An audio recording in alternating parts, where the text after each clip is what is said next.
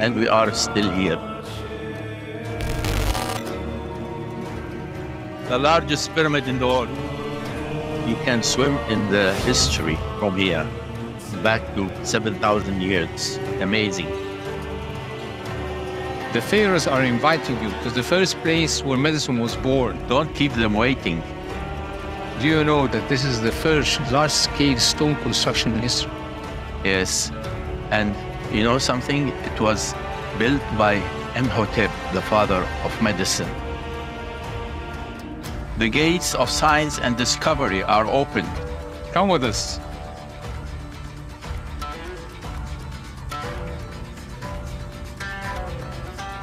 This is Ramses II, the most famous pharaoh of Egypt, and he is welcoming us.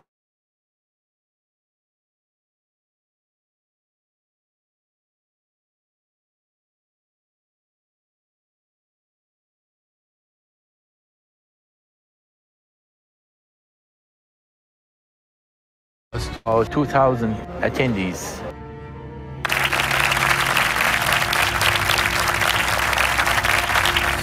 The conference center in the Grand Museum is surrounded by many luxury hotels.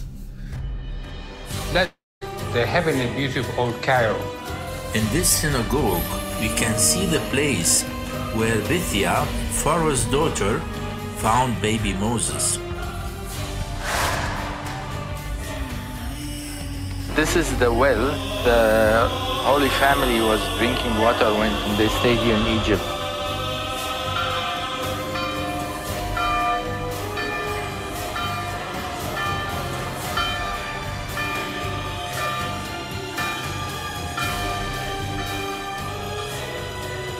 Not far away from the religion complex is Salah ad-Din Citadel, overlooking Islamic Cairo.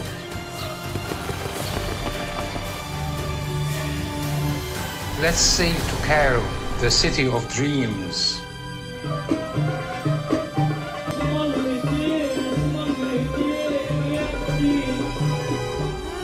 Exploring Khan al-Khalili Bazaar is really one of the unforgettable experiences.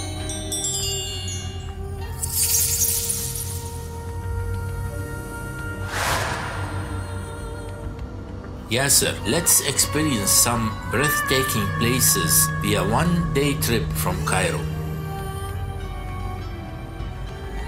Alexandria, with one of the 7 world wonders, the lighthouse. Luxor, the city of 7,000 years.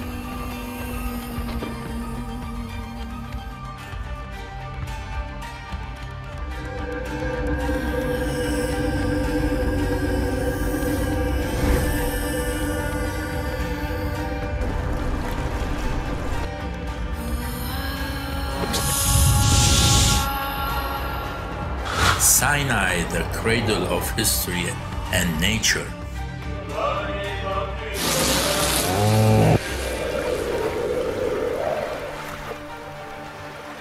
Sharm el-Sheikh, the best diving place in the world.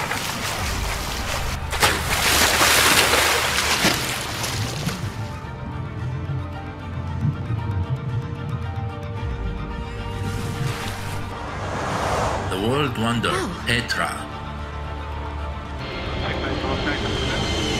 Thank you very much.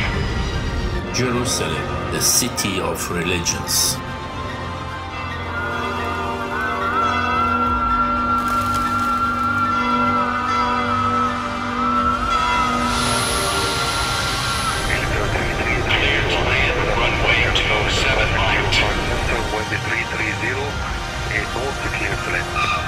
Landing, inshallah.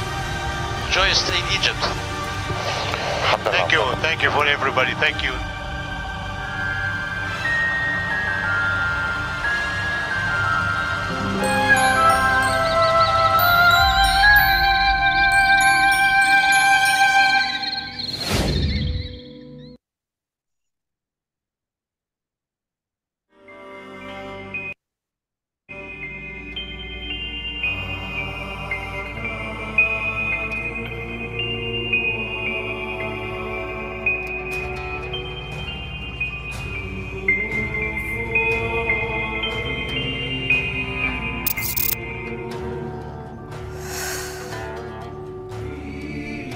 and we are still here. The largest pyramid in the world. You can swim in the history from here, back to 7,000 years. Amazing. The pharaohs are inviting you to the first place where medicine was born. Don't keep them waiting.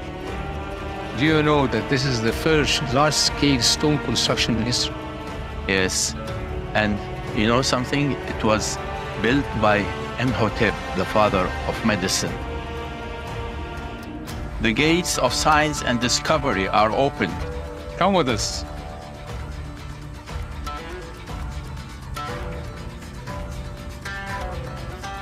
This is Ramses II, the most famous pharaoh of Egypt, and he is welcoming us to enter the museum.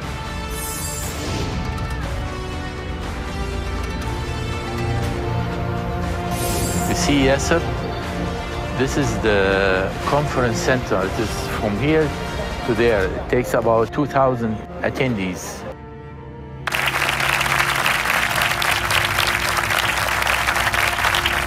The conference center in the Grand Museum is surrounded by many luxury hotels. Let's go and see the heavenly beauty of Old Cairo. In this synagogue, we can see the place where Bithia, Pharaoh's daughter, found baby Moses. This is the well. The Holy Family was drinking water when they stayed here in Egypt.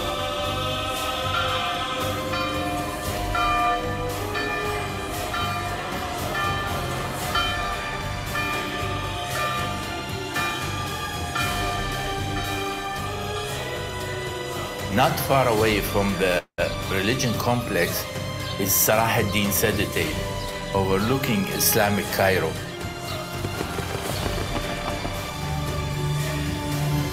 Let's sail to Cairo, the city of dreams.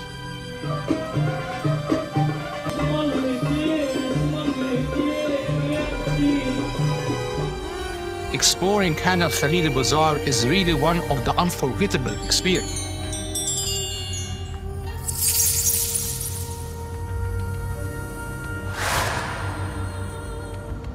Yasser, let's experience some breathtaking places via one-day trip from Cairo. Alexandria, with one of the 7 world wonders, the lighthouse.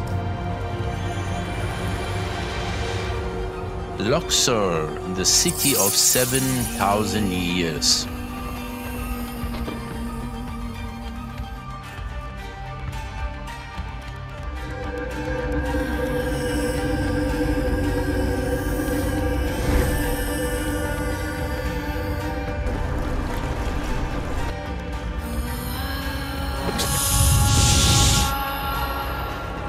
Sinai, the cradle of history and nature.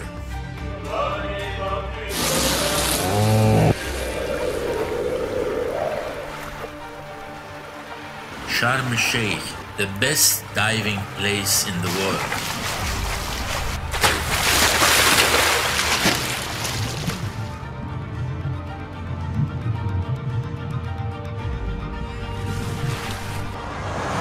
The world wonder, Petra.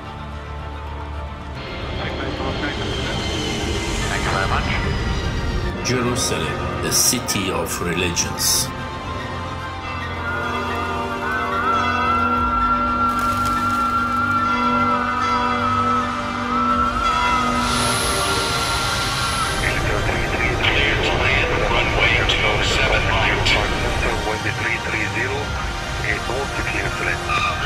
Landing, inshallah. Enjoy your stay in Egypt. Thank you for everybody. Thank you.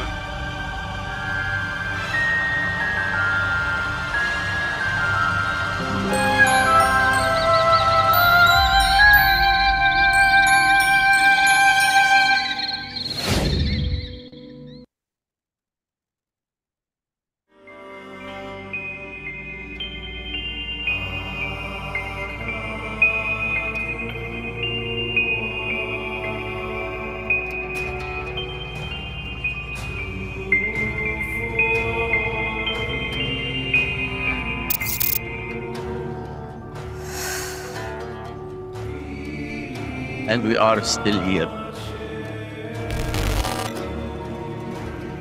The largest pyramid in the world. You can swim in the history from here, back to 7,000 years. Amazing. The pharaohs are inviting you to the first place where medicine was born. Don't keep them waiting. Do you know that this is the first large-scale stone construction in history? Yes, and you know something? It was built by Imhotep, the father of medicine. The gates of science and discovery are open. Come with us.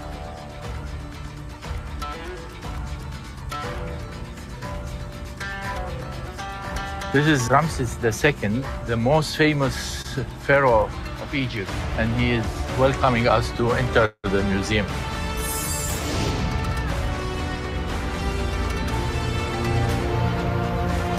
You see Yasser? This is the conference center. It is from here to there. It takes about 2,000 attendees.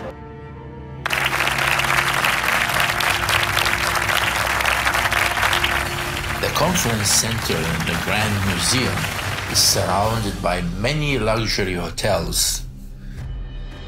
Let's go and see the heavenly beauty of Old Cairo. In this synagogue, we can see the place where Bithia, Pharaoh's daughter, found baby Moses. This is the well. The Holy Family was drinking water when they stayed here in Egypt.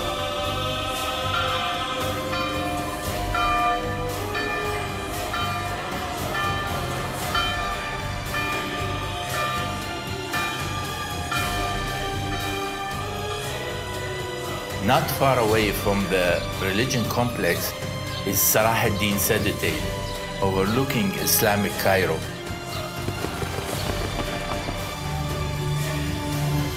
Let's sail to Cairo, the city of dreams.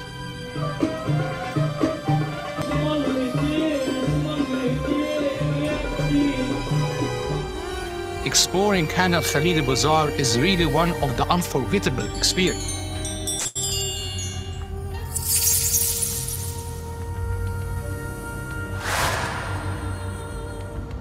Yasser, let's experience some breathtaking places via one-day trip from Cairo.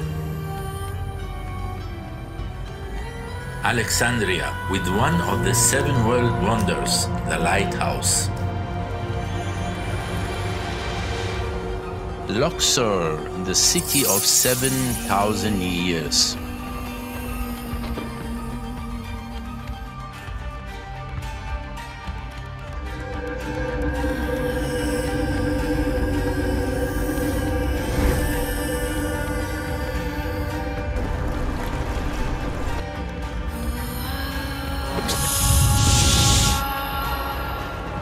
Sinai, the cradle of history and nature.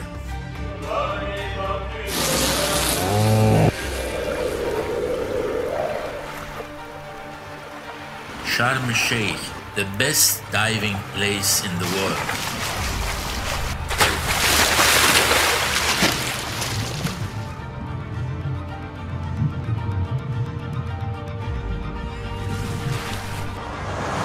The world wonder, Petra.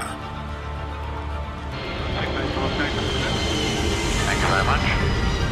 Jerusalem, the city of religions.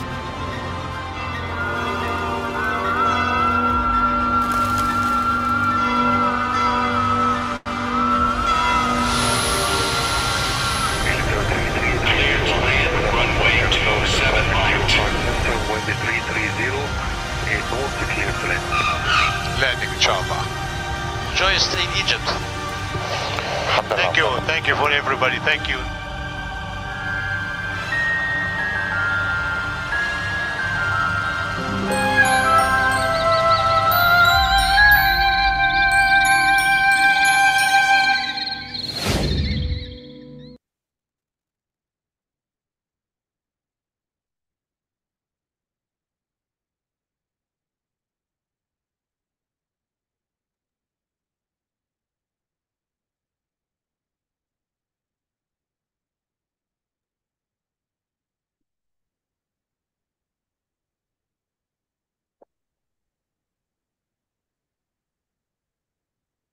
Hello. Hello. Hi. Hello. Yeah. Yeah. Hello, everyone. We're How are all, you? we're all on. Yeah. Okay. Hello. Right. Hello. Hello, Mohi. Hi. Evening. Hello all. Hi, Leon. Hi. How are you? How are you? Everyone. Hi. For the people I'm meeting the first time, I'm Leon Raju from South Africa, one of the moderators. My co-moderator, Steve Roche, is about to join us as well.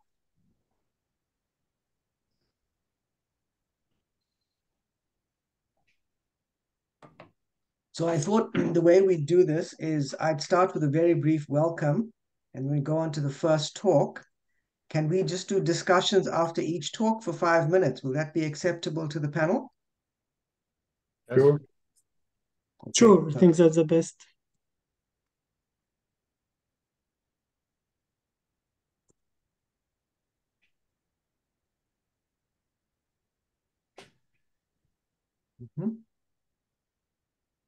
Hello, everybody. Surab Salam, how are you? Hi. Hello, Hi. sir. Nice to meet you, Basim. Can I be told who are we waiting for? Just Prof. Roche, is it? Yes, I think so. And also Korean. Ah, yes. JC. Yeah. Yeah, waiting for JC and Steve. And then I'll just WhatsApp Steve again.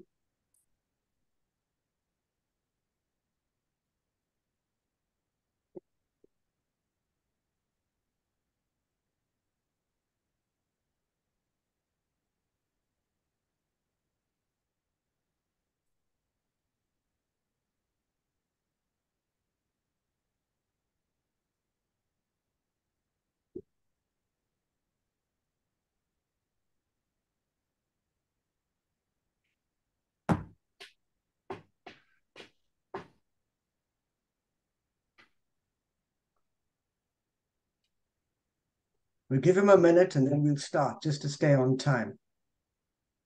Okay.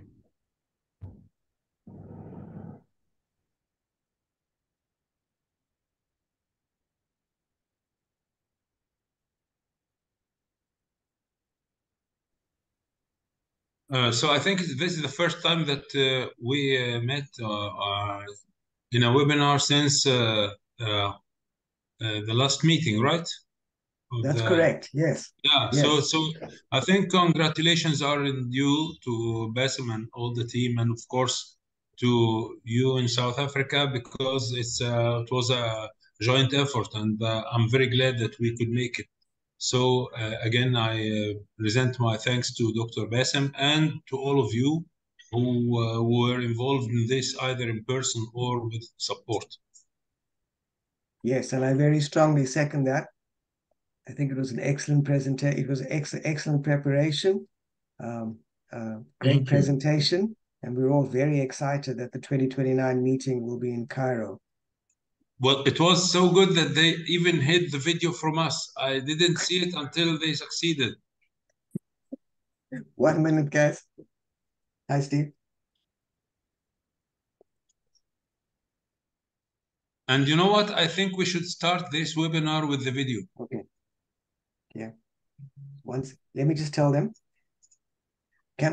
So Steve Roche can see us and hear us, but he cannot join the panel.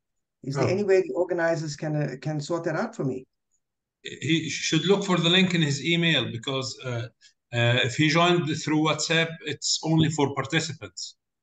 Okay. Okay, I will just handle it right now. Yeah, they're going to contact you, Steve. It's the email directly to you. So just tell him that to accept the request to be promoted to a panelist.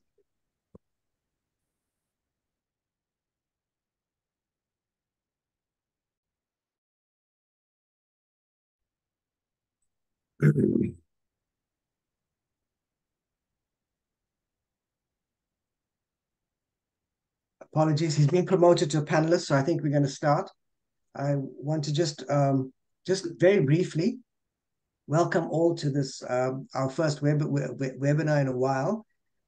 It's a webinar jointly between the Egyptian Society and the African Shoulder and Elbow Society. This is a very exciting time for us. We're excited both because, as we all know, we've just won the bid to host the 2029 meeting in Cairo, and because of the international panel that has been assembled, which adds greatly to the projecting our society both nationally and within the continent of Africa.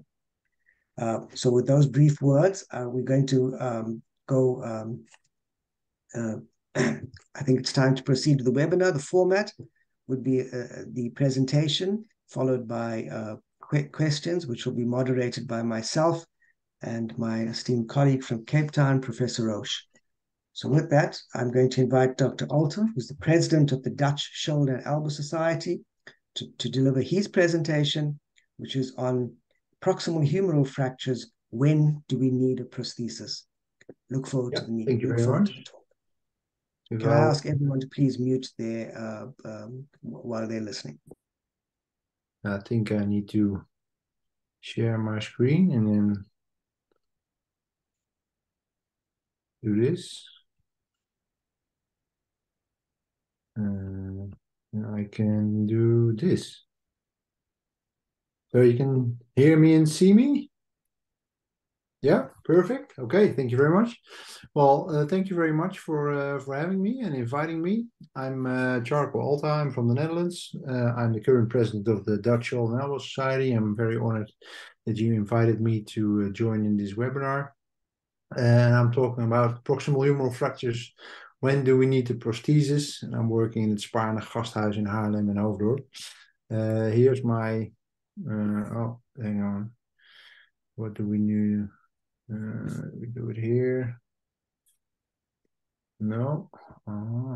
There we go.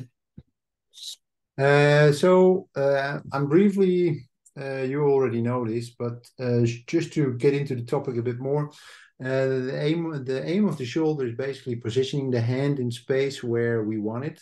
And to be able to do that, then we can do adial functioning, like active elevation we need for that, and we need active external rotation. Well, I'm not going to examine you all, but we have 4 internal rotators in the body. That's the latissimus dorsi, the teres major, the subscapularis, and the pectoralis major. And then you would anticipate that Mother Nature would have made us in balance, so there must be 4 external rotators, you would imagine, but that's not the case. There's only 2. There's the infraspinatus and the teres minor. And they're all needed to help us for external rotation and active elevation. So that's the supraspinatus, infraspinatus, and the teres minor. But they're all inserted to the greater tubercle, to the greater tuberosity. So greater tuberosity, if it fractures, it moves and displaces to posterior and cranial. And so if you do something like this, proximal humeral fracture with a plate, and you don't fix the greater tuberosity, it's not in its anatomical position, so it gets further displaced by traction, but it cannot also transfer the forces of the cuff, so this will not be a functional osteosynthesis. So there's trends going on. You see here, this is from Australia in 2019. And if you look at this graph down here, you see a decrease in the open reposition and internal fixation. You also see a decrease in the amount of hemis that have been placed, but you see an increase in the amount of reverse prostheses that have been placed. So that's you see here. And the other thing is a study I would like to comment on is this one. This is from 2020. It's from the Mayo Clinic. And what it's showing is that if plates are used in patients over the age of 60, you see an increase of amount of failures when the age is increasing up to here. I think, not sure if you can see it well enough. Oh, I think I need to do this then. Yeah, probably gets better. You see a decrease of the amount of failures when the age is increasing up till 50%. So And here you see the tipping point taking place, the amount of hemis decreasing here, and the amount of reversers increasing. So if we look in retrospect, that tipping point was already 10 years ago. So the first question is there still a place for hemiarthroplasty in the surgical treatment of complex proximal humeral fractures? And why is that? Well, hemiarthroplasty for proximal humeral fractures is a challenging procedure. It's difficult, got unpredictable results, and you got a high chance of tubercle complications, and you've got about 50% or greater tuberosity migration or non-union, according to Pascal Boileau already in 2002. And here again, the greater greater tuberosity is the key to success. If that's in the right and adequate position, then it's okay. But if it's not in the right adequate position, people cannot actively elevate their arm and they cannot actively external rotate their arm, and then the outcome is worse. So here is one of our cases. We've got a bit of an algorithm. If there's someone between the 50 and 60 with a head split or a dislocation, and then we try to do a hemi. And here's the 3D CT scan of this 52-year-old lady with osteogenesis imperfecta. And this is what we did. This is how I learned it from Pascal Boileau when I did my fellowship there. Greater tubercle fragment, all the sutures there. Here's the vertical tension band wires going around the prosthesis. And this is the end result then. And this is her x-ray, 3 months and then 1 year post-op. And this is another case we did almost a year ago. We don't see this so very often, the indications, I think once or twice a year in our institution. And this guy was a male, 62-year-old.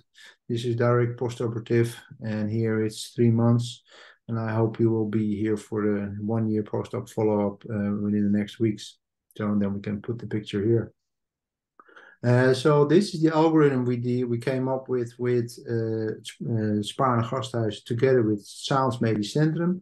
Robert Jan Derks is working hard on that. And if you see here, proximal humeral fractures, most of them are treated conservatively. But if they're in the group of 50 and 60 and there's a head split dislocation, we'd like to consider doing a hemiarthroplasty. So what about these fractures then? These are all interesting fractures in older, more elderly people. And here's some extra coming up as well. So reverse for fractures. These are different types of systems we've been using. This is the Lima prosthesis, which I'm currently using. And here's some other examples. Again, here, this is finally published with a study we did with Pascal Boileau, and when I was a fellow, we finally got out showing that if the greater tubercle is anatomical healed in the right position, the active elevation and active external rotation is better than when it's migrated or resorbed. And this was also here found in this book chapter we wrote. And also seeing the literature which is taking place or which has been written before that, if it's not healed in an anatomical position, it will not give a good active external rotation and active elevation. So again here, tuberosity healing, better active elevation and external rotation. And when preparing this talk, you also look at the literature. This is a very paper which I found interesting. This is a review from the group from Alex Lederman and John Tokish, with Patrick Denard. They found that the tuberosity healing was better if you have a reverse prosthesis with a neck shaft angle of 135 degrees compared to a neck shaft angle of 155 degrees. So that's, for me, this was a very interesting finding. But again, they also found tuberosity healing, if it heals in the anatomical position, you have better active elevation and better active rotation. Now, the next question is then, I was told and I was learned always to cement the stem, but is that still needed these days? This is a study comparing reverse prosthesis cemented versus uncemented, and they found no difference in outcome when cemented or uncemented stems were used. And the same year in 2002, this review came out and they found the same thing. So this is also what I'm doing for the last, I think the last 10 years. I've been doing this fracture prosthesis. I've not been cementing the stem. I've not been cementing the stem. Yep. And then obviously, do we always need to repair, or sorry, do we always need a reverse prosthesis? No. Well, you can also treat those patients conservatively. This is a comparison showing not much difference. Here's another study from 2019 showing a bit better active elevation and a bit of better constant Murray score, and another one showing also some difference, but not completely much difference. The other comparison here, if you can do plate versus reverse, yes, if you can manage to get everything perfectly as it was, then the plate is better than the reverse, but it needs to stay in that position, and that's the difficult thing. So that's why reverse prosthesis have a bit more predictable result, and with a plate you have more complications than compared to a reverse. And then if there's also an influence on the outcome of the revision to a reverse prosthesis. So if you had a fracture treated, if they were treated conservatively, the outcome is for the reverse is the best. If there's already been a plate or a nail in there, then it's worse. And if you need to revise a hemi to a reverse, that's the worst outcome. So this helps us if you try to operate or don't operate, treating a patient in first instance conservatively, and they still keep having pain, and you can also safely do a reverse in later stage. And this is our primary study, which came out this year, showing that if we do a reverse for fractures in a primary stage, it's probably slightly better outcome than if you do it secondary, but I'm not sure if you were able to see it here in this algorithm of the patients included. The secondary ones are also, there were 14 plates in there, and I just showed you in the previous slide, and that the outcome is worse than if you would have treated those conservatively. So this is not the perfect comparison. So if you decide to do it, primary could be better, but you can also wait and do it maybe in a secondary stage. So this is our algorithm again here, and then we come up to this group and we end up a lot of people being treated conservatively. But if it's, you can also start doing it conservatively and then in a later stage do a reverse if you like to. So conclusion, locking plates after the age of 60, there's more failures when age increases up to 50%. Hemiarthroplasty, what I do is between 50 and 60 years when there's a head split or a dislocation. Again, for the same for hemi as well, but reverse healing in the anatomical position is better active range of motion. The neck shaft angle of the reverse with 135 shows apparently better tuberosity healing, which was interesting for me to learn. Cemented versus uncemented in a reverse, there's no difference in outcome, so I don't cement my stems anymore. You can treat them conservatively, they have the same outcome, but reverse patients have a bit of better active range of motion when you place a reverse. Plate versus reverse, plate is more better, but you need to keep that in that position. So there's a higher revision rate and failure with plates in those elderly people. Outcomes after reverse, after osteosynthesis or a hemi is worse, so don't try to do that anymore. And primary might be better than secondary, slightly better active range of motion. Thank you very much for your attention. Hi, thanks. I think that was an excellent presentation to start our meeting with. With everyone's permission, I'll ask the first question. That was fascinating. I mean, this is such a fascinating topic. We have such a high trend towards reverse shoulder replacements in the elderly patient, and yet we have this data that maybe they do just as well between a reverse and a conservative treatment. Yeah. So how do you decide if a patient is treated conservatively? What makes you decide in the elderly patient that you will convert this patient with a fracture that you've decided to treat conservatively to a reverse? Can you just take us through your thinking in that regard? Yeah, Well, most of the time, I see them after 6 to 8 weeks again, and then just ask and see how they go with the pain. And if they're then still very painful around 6 to 8 weeks, I discuss the pros and cons with them again, and then if they're still very painful, then decide to do a reverse. But if they're pretty okay with the pain, then most of the time we can concede doing it conservatively further. Perfect. So, Yeah. and what I was showing, that the literature is showing, probably you have a better chance if you do it primary, because that's logical probably as well, because all the tuberosities are still mobile. You can easily get them into place. But I think that might be a bit too aggressive and probably also too expensive for the whole society to give everyone older than 65, 70 who has a proximal humeral fracture a reverse. It's going to cost a lot of money and a lot of operative time. So there's actually a lot of people who tolerate the pain pretty well, and probably if the one study which is comparing conservatively to reverse, that both have less pain after some time point, but the people with reverse have a bit of better active range of motion. But the people treated conservatively probably won't know what they're missing, because they were not treated with a reverse and they were just treated conservatively, and they tolerate that they don't have any pain, but they have a little bit less limited range of motion, but they probably don't know what they're missing. Steve, do you want a question? You mute, Steve. Yes, may I have a question, please? Yes, you may. I'm Dr. Eid. Hello. Hi, Dr. Eid. Please go ahead. Yes.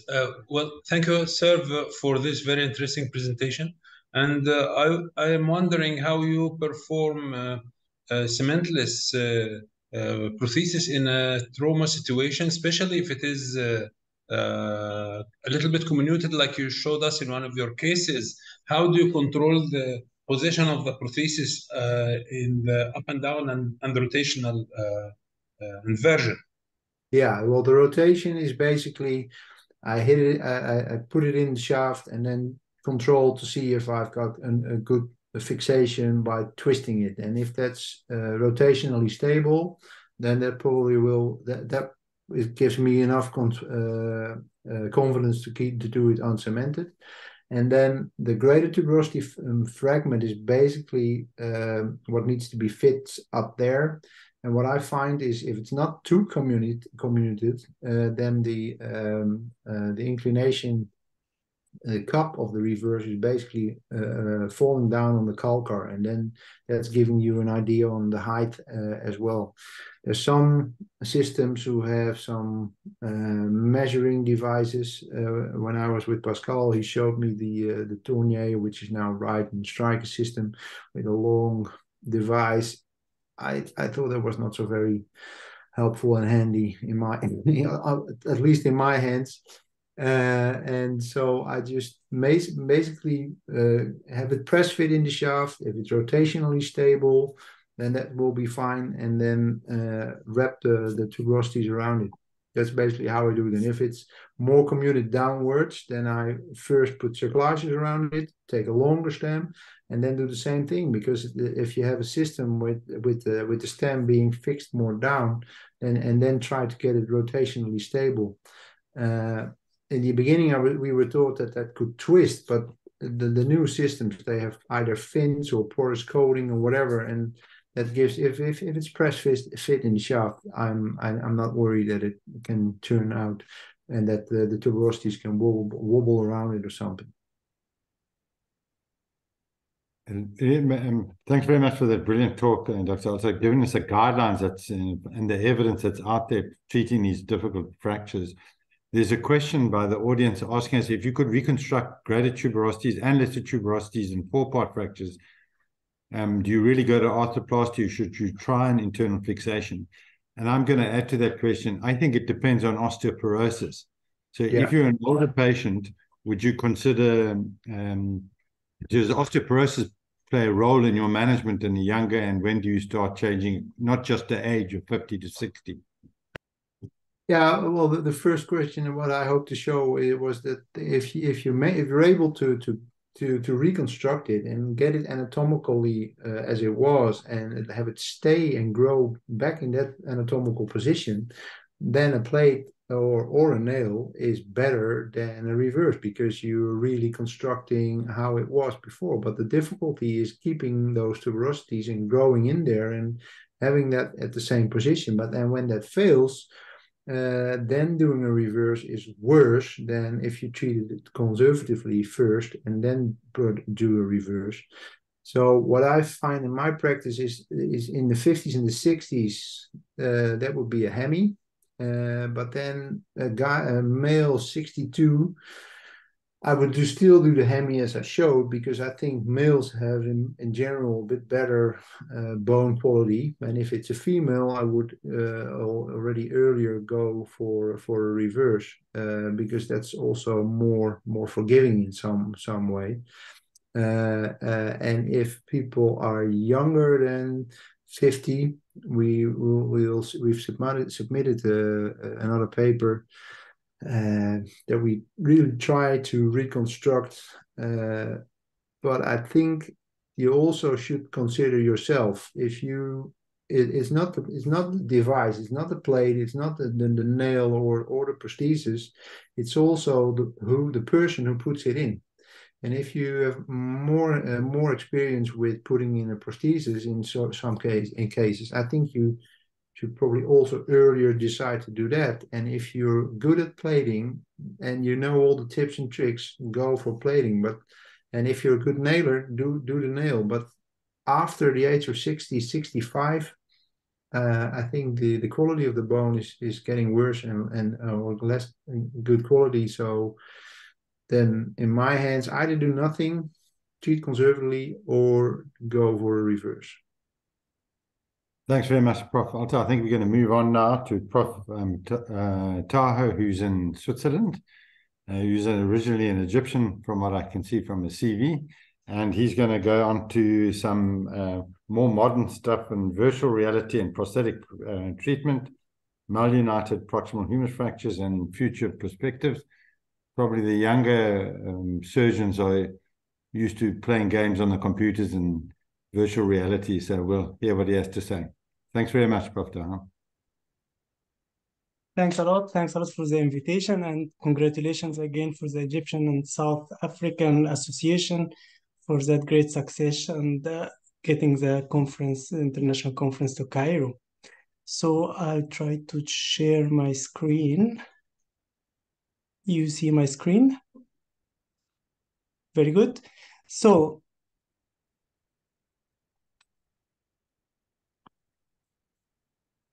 yeah, so I'll try to stick to the time plan. We have 10 minutes. I'll do a little bit of introduction, reverse and fractures, definitions, what is realities, mixed, virtual, and their applications, and a short case presentation. So as you mentioned, the journey started in Cairo, going across the world through many continents with multiple fellowships. So glad to be back to the Egyptian Society. I was very grateful to all of my mentors around the world for the shoulder and elbow surgery. So Tiago showed us a very good database from the Australian database. Also, the American colleagues started to look into their data, and this is a paper from 2022. And definitely they show most of the cases still, if you take every proximal humerus fracture, most of the cases still treated conservatively. But those who operate upon, you see the curve. The first one is open reduction fixation. It is decreasing, hemi decreasing, and reverse is getting more and more common. So now we have a lot of possibilities for mixed reality, augmented reality, using them. So to clarify the situation, we published last year a review to the European Society of Medicine, just to define all of the different methods and what each one does. So here I'll show you a small summary. So if you talk, we have our reality, which we use every day. So we need hardware. These are our eyes. And we need software. That's our brain to interpret what we see. And if you look at the virtual reality, you need hardware. These are headsets. These are like Meta headsets or different companies which provide these headsets. And then you need software to operate within that.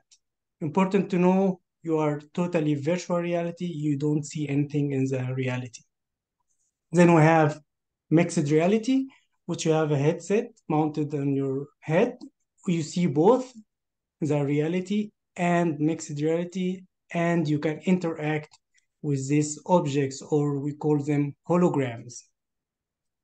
You need hardware, which is the headset from Microsoft. This is the HoloLens 2, but then still you need a lot of software to be able to manage it, like your smartphone. And augmented reality, we know it from our mobile phones, if somebody knows Pokemon Go, or from your car's head-up display. And we have also Medacta, which uses this technology. So first, to know when to use which realities and what are the advantages and disadvantages of the different methods. They cannot replace each other. They are all different and have different uses. So first is, if you go into the virtual reality, the headset is relatively low cost. This is between $100 and $500, depending on which company. This is very useful in training. You can do virtual training on patients, cadavers, on technique, steps, standardizing the operation process. You can do virtual meetings, and you can interact with each other. Problem with it, you are totally isolated from the reality. You don't have any the direct anatomy of the patient. You have just models. You cannot use it inside the operation room, and the headset is relatively heavy. If we go to the mixed reality, which is from HoloLens 2, you can view the reality, so you can put it on and use it inside the operating room. You can use the patient hologram, so it's patient specific. You can do mixed reality meetings. You can invite colleagues to watch the operation through your headset, so they are live with you inside the operation, and they can interact with you and draw you and show you simple steps you want to see. Disadvantage is high cost. We said virtual reality 100 to 500. Headset of HoloLens is about $3,500, so a bigger investment per case. Disadvantages of HoloLens or mixed reality, till now there is no validated navigation system, so it can show you, the patient can show you the anatomy, but doesn't help you really in navigation or converting what you planned to reality. And it's a bit heavier. If you go to the right side and see the virtual augmented reality, this is a smaller headset, like the Nexstar system I use. Low cost per unit. It is lightweighted, so it's like eyeglasses, and you can use it for navigation. Disadvantage, there is no interaction. You cannot invite people to see what you see in your glasses.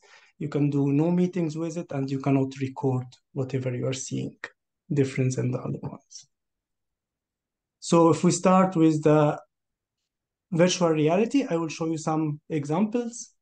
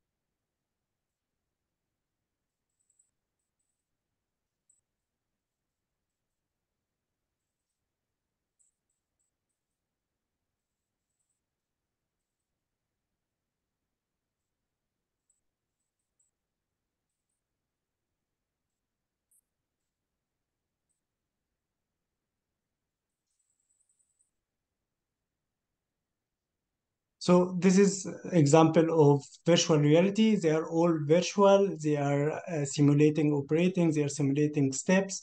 So you can use it in training.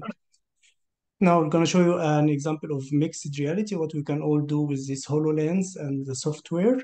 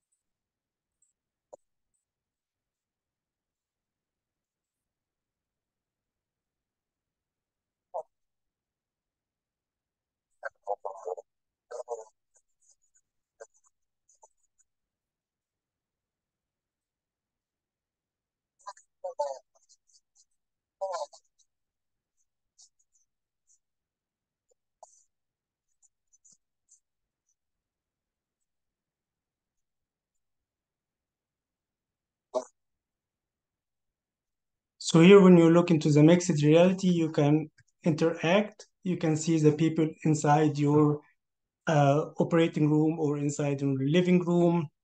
You can display the holograms of the preoperative planning. You can put them beside the patients, but you cannot really navigate with it. So this is a good method of interaction and preoperative planning. You can take your plan with you.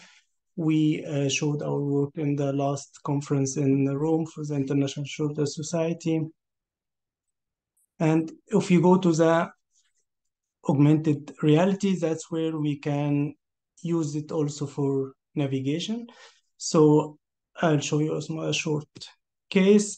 So this is an old fracture which wasn't displaced much, but here developed a rotator cuff arthropathy. So with migration superiorly, so we take X-ray, then we get the CTs. These are like the simple steps we do with every case. Then we can export this CT to the software where we get a 3D planning.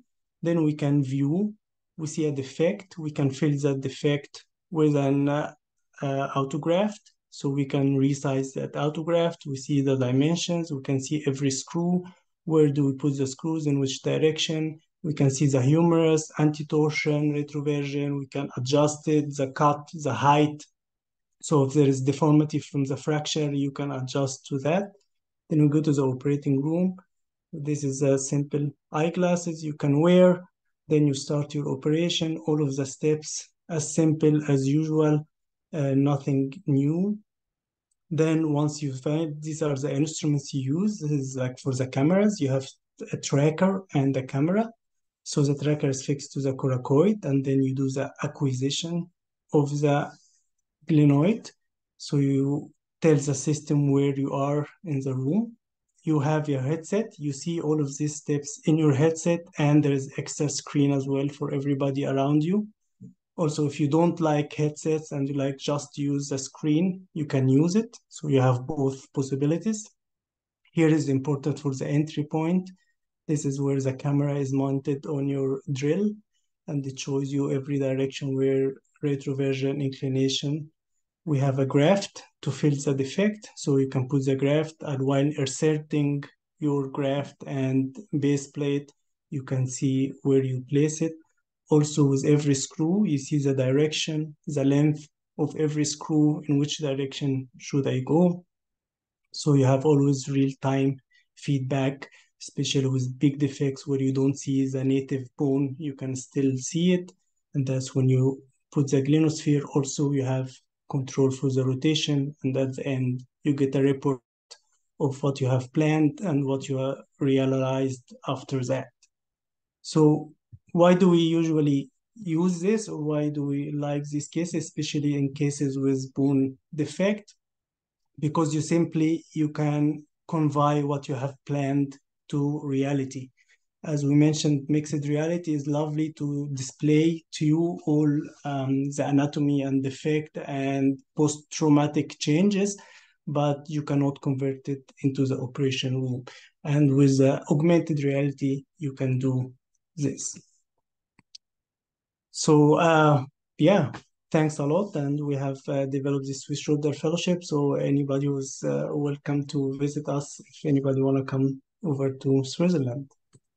Thanks a lot. Thanks very much, Dr. Prof. Taha.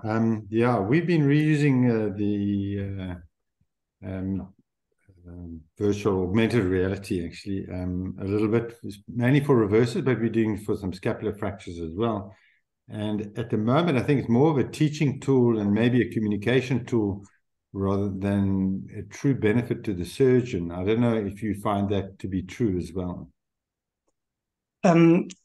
It depends which system. I mean, if you use virtual reality, it's lovely for training. Also, it's expandable because of the cost of the headset is much cheaper. So if you use mixed reality, that's where the cost goes very high because that HoloLens from Microsoft is relatively expensive. There's one coming now from Apple. It's also as expensive as that from Microsoft. So the problem with the mixed reality at the moment is the high cost for the headset itself, and you still don't have the hardware which allow you to navigate. So the headset, you can put QR code on the glenoid for the machine to identify where you are in space, but the overlay is not as accurate as you have with the navigation. I mean, with the navigation, we show that it's like 1 degree of variation regarding retrovision inclination. And with mixed reality, at the moment, you cannot reach these results. So are there any other questions? I can't see anything in the Q&A thing. But yeah, Prof. Sapuri. Yes, I have a question. Thank you very much, Dr. Mohi, for this elegant presentation. I have a question here about the advantage of the mixed reality. And you said you have like a code. You zoom in with your headpiece until it's approximately the same dimensions of your input of the software in the CT scan. So you said that the error is a little bit not accurate. This is for the cases of, I think, complicated cases of reverse shoulder when you reconstruct the glenoid. But averagely talking, I think it's very beneficial for trauma, fractures, and other situations in which you need a plan preoperatively, and then you transmit this type of plan intraoperatively. So do you find mixed reality also advantage in other cases than arthroplasty, and the small error is not that big and doesn't change the surgery? Yes, I find mixed reality is actually for us to understand the 3D anatomy, to understand the defect, to understand the malunion, the non-union, the deformity of the fracture. It's a great option because you can get the CT and then you create these holograms. You can even do simulate osteotomies. You can put the stuff together. And the next step is like how to convert it to reality. That's what you have to do freehand. But still, during the operating room, you have the hologram in front of you and you have the patient, and you can always go back and forth and you see both of them simultaneously. So it has a great advantage, knowing the limitation and that it doesn't allow you to navigate. On the other side, what you have when you have the navigation system is that accuracy, but you don't have the advantages of holding the hologram in your hand, changing it around 360 degrees, displaying it to everybody, interacting with the same hologram together. So every type has its advantages and disadvantages. The cheapest is the simplest, the virtual reality, which people use it for games. This is widely used. You can simulate inside it operating rooms, but you don't have real cases. So you can practice steps. You can practice even arthroscopy today. There is softwares which allows you to do arthroscopy. And instead of having a big arthroscopy simulation, you can have a virtual reality arthroscopy platform and simulate arthroscopies. But if you have case on case and you want to export the hologram of your fracture or fracture scapula or proximal humerus, then mixed reality is the available technology at the moment to do that. Thank you very much. Excellent. I think we're going to, I think just in the interest of time, there are a few questions, but in the interest of time, we're going to move on just to stay on track with our our program. And the next talk is going to be by Professor Altar, who's the current president of the Turkish Shoulder and Elbow Society. Welcome to the meeting. And he's going to talk on open reduction internal fixation of valgus impacted proximal humerus fractures. Professor Altar. Thank you very much, Dr. Rojas and Dr. Frega, inviting me to this international conference webinar. I will represent my society and also my university from Istanbul, Turkey. And my talk will be about specific portion of the proximal humerus fractures, valgus impacted ones. As we are discussing in the previous talks, proximal humerus fractures are not same in the younger patients and in older patients. And we know that it's getting more and more frequent in older patients, which was in the last 20 years, the frequency gets much more, at least in the United States. And also, the epidemiology shows us that it's more frequent in females, and this gives us the problem of osteoporosis. When we make decision, as Dr. Alto also told, we have to consider of general health status, including physical and mental status, physiological age, not only the chronologic age, and the expectations and functional necessities of the patient. When we think about the older patient with very active, then we have to move more. We need more mobility, and bone quality is also important decision making factor, and displacement of the fragments according to the near type is important, but the angulation to varus and valgus is also important. In all these fractures, if we go to select, if we select surgery, we have problem regarding to osteoporosis first, and also rotator cuff. If the rotator cuff doesn't work properly, and if there is defect, when we make a good fixation or when we make a good hemarthroplasty, we will have a functional problem. Therefore, the meta-analysis were the comparable studies were published in recent years, and they have shown us in the first that functional scores are comparable in the surgical and also the non-operative groups. But in the other groups, also in the later from England, the famous study Profer has came. But when we read this study properly, we see that they have written that fractures need definite surgery were excluded. So we cannot comment easily because there are some patients which they need also surgery. When we talk about valgus impact fractures, we have to remember the blood supply of the humeral head fragment. Here, we know that the axillary artery and the ascending branch of the anterior circumflex artery is very important. And if the head fragment is displaced in valgus way, this is mostly not compromised, most frequently not compromised. And this, the definition of four-part valgus impact fractures are first used around nearly 30 years ago from Switzerland, the Inselspital group, Ronald Jakob and his co-authors thought that they have made the first description. They have shown us the basis of treatment methods in 19 fractures, which they have collected in 17 years. And it's not very frequent, but in these fractures, they have made head elevation, grafting, and they have used screw fixations in certain patients, and have seen 5 avascular necrosis out of 19. And all the others without avascular necrosis has reached good to excellent results. So head viability is important.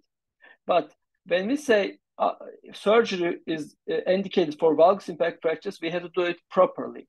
This is a case referred to me 20 years after his initial operation.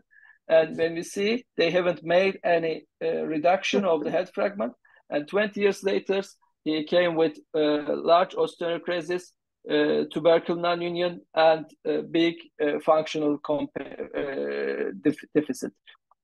Formerly, we were doing this operation with our old technique, which we have published. We make it with deltopectoral approach. We elevate the fragment and put a iliac crest autograft or allograft, and we make a suture fixation of the tuberosities. And it was in most of the times possible, especially when the medial hinge is good, when the medial hinge is not compromised. And these are the cases before we were using the locking plates. And 12 patients, we had no non-union. We have seen only one patient avascular necrosis and good functional results.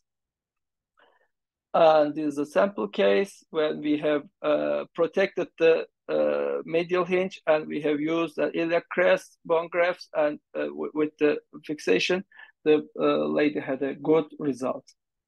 But after the locking plates, especially they came after 2005 or 6 to our country, we have combined the technique with the other. When we were using the locking plates, we have during using it, we have also seen the details, like the medial side is more important for head fixation, but the medial support, not only the fixation with screws, the support was important. In this particular publication, Helfet and his co-authors told us if the medial support is done good, screw penetration and loss of reduction afterwards was important. Screw penetration is important problem in locking plate fixation. For preventing it, we are making making very meticulous intraoperative imaging. We prepare before we drape. We have to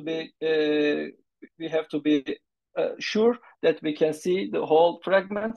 And during the operation, we want to see it in different angles. So we use the fluoroscopy in many ways. And after locking plates, we have combined our technique with elevation of the head fragment up to the tubercle, and put a graft under the head fragment, and make a provisional fixation with a plate inside, and afterwards we finish it with plating and sutures fixation together. And the result of these patients we have published about 9 years ago, and they were also very good. And when we use it with the plate and the graft, we had no avascular necrosis, and all 40 patients had good and better results. When we talk about valgus, we have to compare it with varus. There were 3 studies, and this study have made a meta-analysis of these 3 studies with 240 patients. Mainly, we can summarize this, that valgus fractures are more seen in older patients, 64 years old. Functional scores are most similar, but the complication rates are higher in varus group. The main complications were screw penetration, avascular necrosis, and late displacement with reoperation rates. One of these studies were from USA. They have seen that also the functional scores were slightly better in valgus group, in 70 patients with 55 years old. and the avascular necrosis percentage is higher in varus group. Other study is also from United States. They have studied 101 patients, 47 valgus and 54 varus patients. They haven't seen any difference in functional scores or range of motion, but the complication rates were double times higher in varus population, and also in varus group, reoperation rate was 9 against the valgus group 5. So in summary, we have to think about age and expectations of our patients in the treatment of proximal humerus fractures. Osteoporosis is the main problem which we have to come over it. And looking plates helps us in certain situations. And if we deal with valgus impact fractures, we have to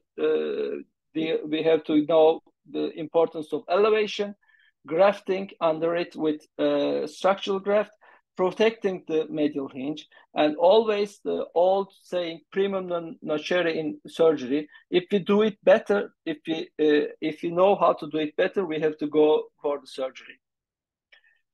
And I want to invite all of you to our 13th Turkish Congress of Shoulder and Elbow Surgery, which will be held in April next year. Thank you very much.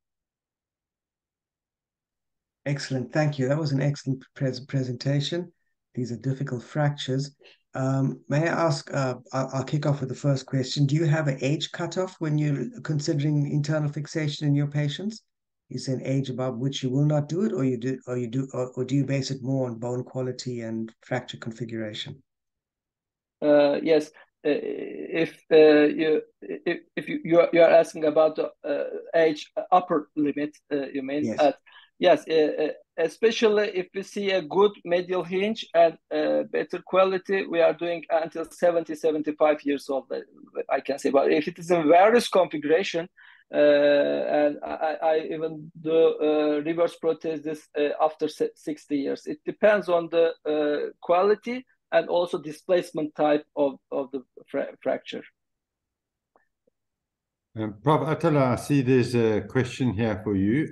How do you explain the higher incidence of non-union and AVN and varus versus valgus impacted fractures? Although according to Hertel, with valgus impacted fractures, the medial hinge of the blood supply is more vulnerable to injury.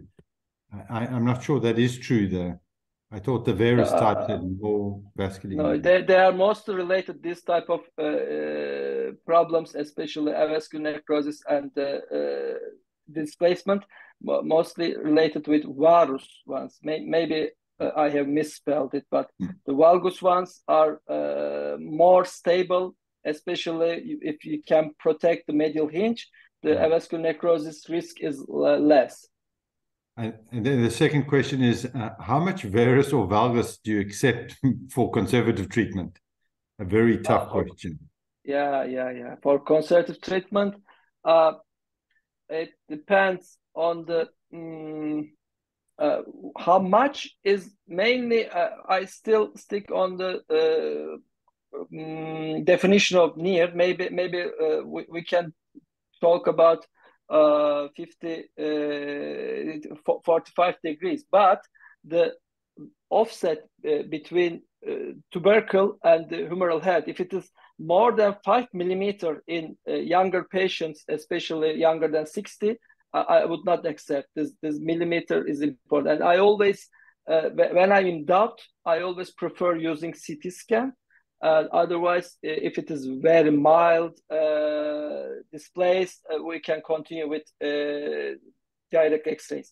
In varus ones, especially if the medial hinge is gone and there is more than 5 millimeter of displacement, I would prefer for osteosynthesis. So I can tell that the medial hinge and position of tubercle is more important for me for decision. Thank you very much. I think we're running a little bit behind, so we're going to carry on. The next is Professor Eid, and I'm going to be very interested in who he wants to discuss his interactive case discussion of proximal humerus fractures. Professor Eid? Thank you, Mr. Chairman. And we will build on what we have seen in the last couple of lectures. So I'll share my screen. You can see my screen? Yes, we can. Okay.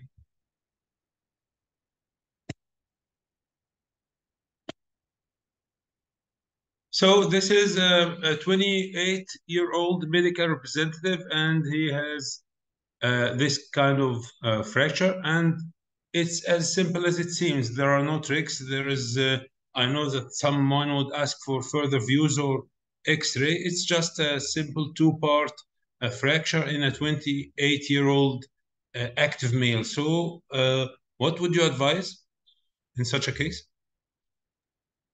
Yeah, I'm going to pick on somebody. I'll ask Prof. Al-Safuri what he feels. Well, in these cases, I always do a CT scan also and see the degree of any comminution. Then I do my plan for internal fixation. I choose the plate, which is the Phelous plate, and I go for open reduction internal fixation. Okay. Anybody have a different opinion? Uh-huh. Any hands up there? Different opinion? Yeah, I think everybody's using a plate. So everyone is in agreement that we need to make an open reduction internal fixation using a plate. So in this case, this is what I did. It's a percutaneous fixation.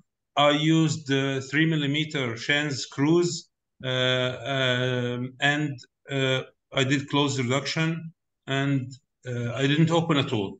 And this is how it ended. It united well. He had a very good range of motion, and this has been 10 years ago now, and is still, I mean, not following up, but he's still in contact with me, and he's doing very well. So would you think that was a wise decision? If nobody puts their hands up, maybe I'll make a comment. I think it's a very, very nice outcome for a fracture that's got high risk of avascular necrosis and probably collapse in a young patient. And the advantages that you've shown us are probably that with the closed reduction, you're keeping whatever blood supply is there without doing an open reduction. And the second thing is the shunts, they have a threaded screw. Eh? Uh-huh. Yeah, so exactly. The advantage of your wires are not going to misplace. And yes. Then, yeah, so very nice result. And I think we forget that in the younger patients with good bone stock and reliable, a closed reduction and percutaneous fixation is a very good option. Yeah, thank you. This is really the philosophy behind percutaneous fixation, because you don't disturb the blood supply, you don't disturb the fracture hematoma, and you rely on the hydraulic effect of closed reduction in keeping fragments together. And the 3mm Shan screws, they act like threaded pins, but they have even a better hold than threaded pins, and they are very useful, such that only 2 Shan screws are sufficient to hold a fracture like this. Now to next case. This is a different matter. This is a 70-year-old retired policeman, and we have just seen such an X-ray in the previous lecture, right? Yeah. So this is a valgus impacted.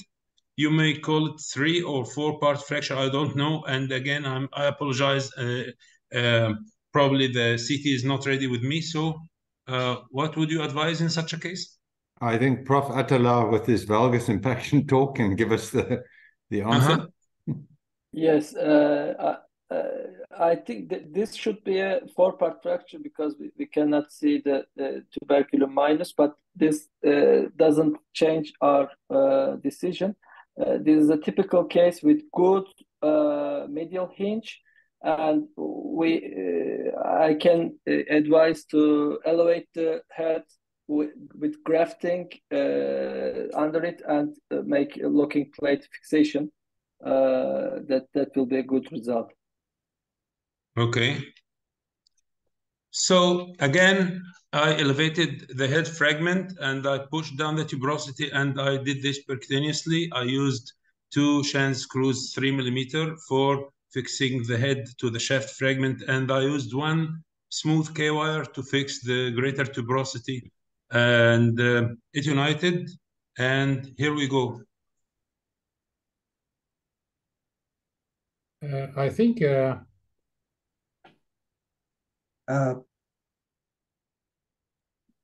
any comments from the panel? Yes, please. Yeah. Prof. Alter? Yeah, I was wondering, when did you take out the, because you're only showing what you did, and then this wonderful picture with a pretty good active range of motion, but when did you take out the pins, or did you leave them in? And what about pin tract infections or not? Or can you comment on that a little bit more? Yeah, the pin tract infection is as common as it is in any form of percutaneous pinning, and you just need to take care of the pins, daily dressing. And as for taking them out, of course, I took them out, and it takes about 6 weeks because, again, as I said before, we don't touch the soft tissues and we don't touch the fracture hematoma, and therefore it usually unites as if it is treated non-operatively, with the exception that you reduced it well. The problem is also always on the greater tuberosity. Most of these cases are like comminuted, and we conducted a research comparing open reduction internal fixation versus percutaneous in patients below 60. And we found that most of the patients, close reduction and pins, you can't use only 1 pin, use 2 pins from above and maybe 2 pins from below. And we compared these groups, and all of them, they had like displacement of the greater tuberosity or proximal migration. And we concluded that it's better to do open reduction internal fixation because of the complications of percutaneous fixation. And also there were some colleagues in other universities, they were putting like an external fixator, and this was about 10 years ago. And they compared the results also with the open reduction internal fixation, and they found that open reduction internal fixation for early rehabilitation and early movement was much better than percutaneous or using the external fixator.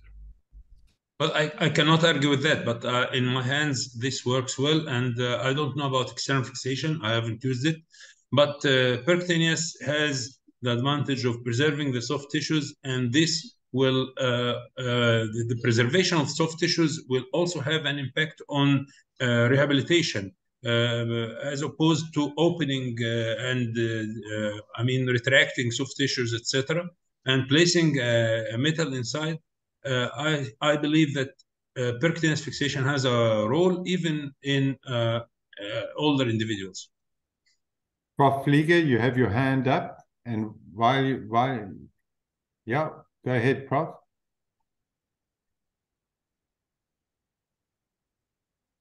Hello? While you yeah, you unmuted. Okay, Prof. No. It's, sorry. I have actually a comment. In acute fracture, you know, when you have a valgus below the head, there is usually the tuberosity, the lesser and the greater tuberosity. So when they are fractured, they go out from the field. So when pushing the head up again and putting a bone block instead, why don't you return the tuberosity to its place and fill this place? This is a question to Atta, and also a comment on the percutaneous fixation. It will help that fixation of the head, but this gap below may cause also a problem. Yes, I wanted to also ask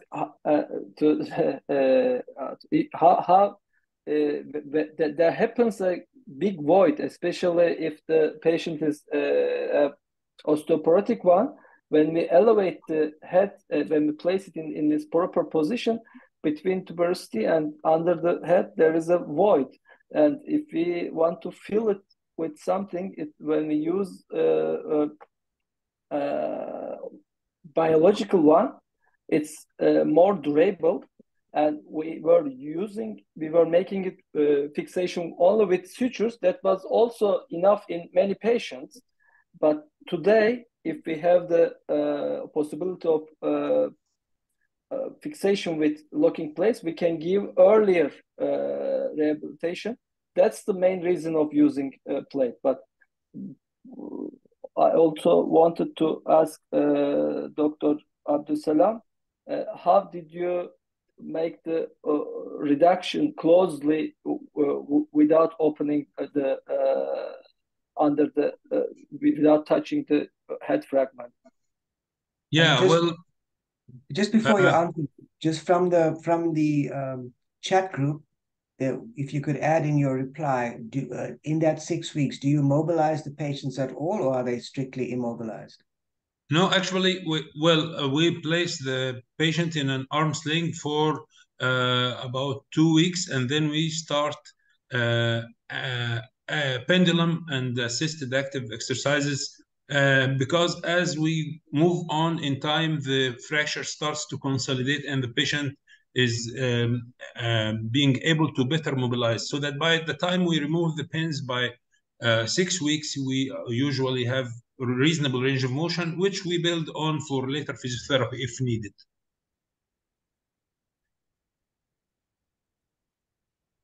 As for the question by Dr.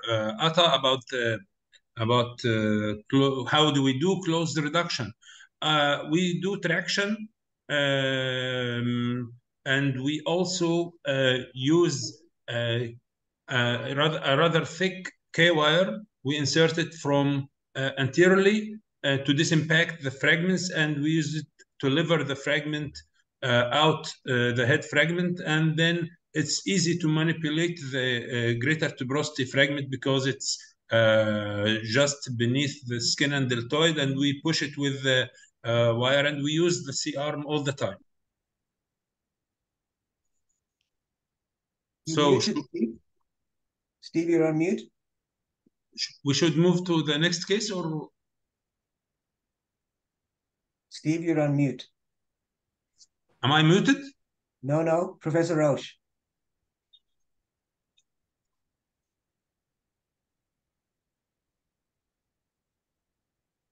Okay, can I move on to the next case? Please move on to the next case. So this is a 50-year-old male. He's a manual worker, and he's been out of the country, and this has had this trauma and has been neglected for 6 weeks. So how would you diagnose it?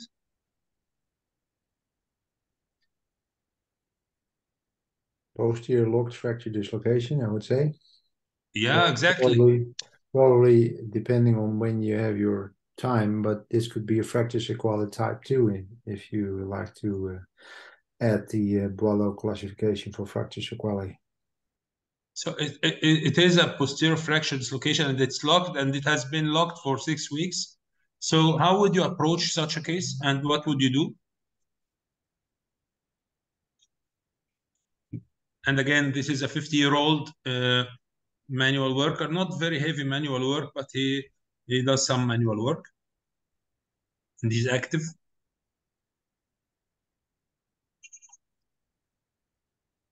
Anyone got any opinion? Yes. Please.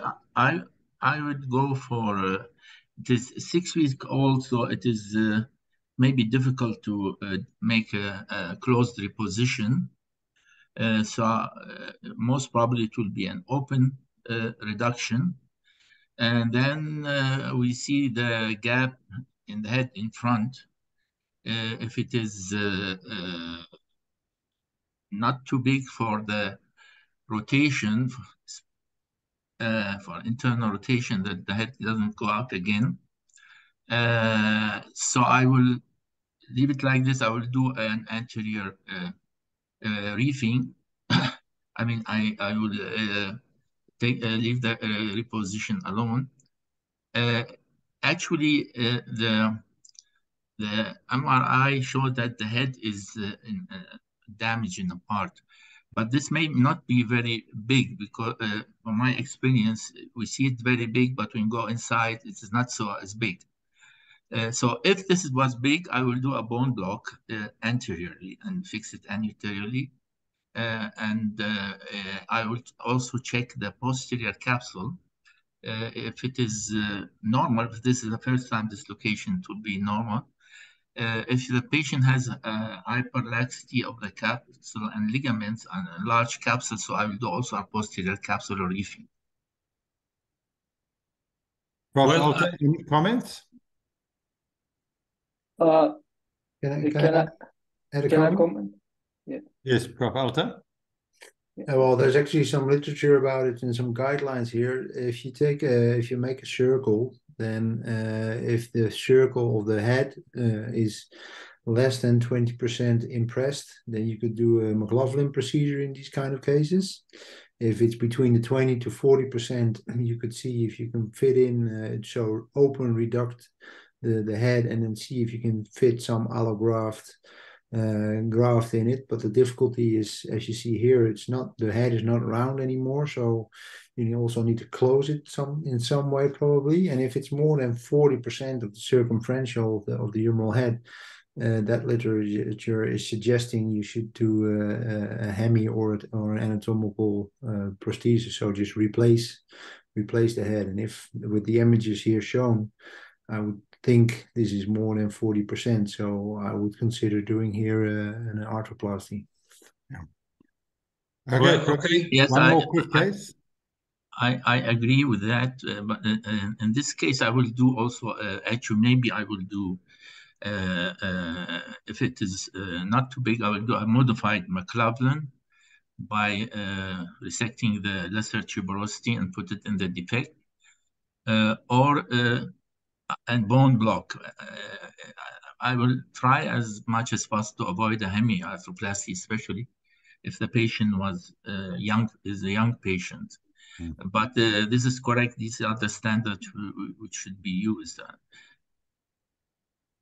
Well, as we have heard, this fracture is an impression fracture, in which over 40% of the articular surface is damaged. So this is what we found when we moved in. As you see, maybe the anterior half of the head is missing. So now again, can we revise our decision?